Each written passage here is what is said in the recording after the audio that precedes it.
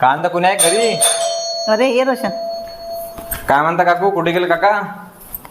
काय बा काय सांगा, आम्ही थोडं टेन्शन मध्ये आहे आता. काय झालं बा? ते मुलगा सुट्टीसाठी चांगला नाही निघाला आले. बापरे. पण ते घरचे लोक खूप त्रास देऊन राहिले हुंड्यासाठी वगैरे. पण तुम्ही लग्न चांगलं केलं, मुलगा मुंबईला होता शहरामध्ये. मुलगाही व्यसनी निघाला. अरे राम राम राम राम राम. मग मी काकू तुम्हाला 4 वर्ष अगोदर तो शेतकरी पोरगा दाखवता. त्याच्याकडे तेव्हा 5 एकर शेती होती. आता शेतीच्या जोरावर त्यांना 2 एकर शेती अजून घेतली. 5 म्हशी घेतल्या. त्याचं रोजचं 60 लिटर दूध हे शहराला जातं. पण तुम्ही त्यावेळेस पैसा पाहिला, मॉल पाहिला, सिटी पाहिली, कॉम्प्लेक्स पाहिले. तुम्ही शेतकऱ्याला प्राधान्य दिलं नाही. त्यावेळेस जर तुम्ही माझं ऐकलं असतं तर आज ती आनंदी असती.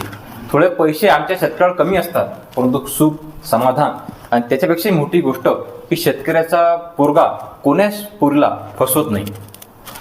मित्रांनो, या कहाणीचा स्टोरीचा शीर्षक एकच आहे की बरेचसे आई वडील करून टाकतात, कुठल्याही पद्धती विचारपूस करत नाहीत किंवा चौकशी करत नाहीत आणि नंतर त्यांना नुकसानीला सामोरं जावं लागते. त्यांची फसवणूक संबंधामध्ये त्या ठिकाणी होते. याच तुलनेमध्ये जर आपण शेतकऱ्या मुलांकडे पाहिलं तर शेतकऱ्याची मुलं 2-5 पैसे कमी येतील हो, परंतु शेतकरी हा कुठल्याच पोरला त्या ठिकाणी फसवणार नाही. हे खास वैशिष्ट्य आहे.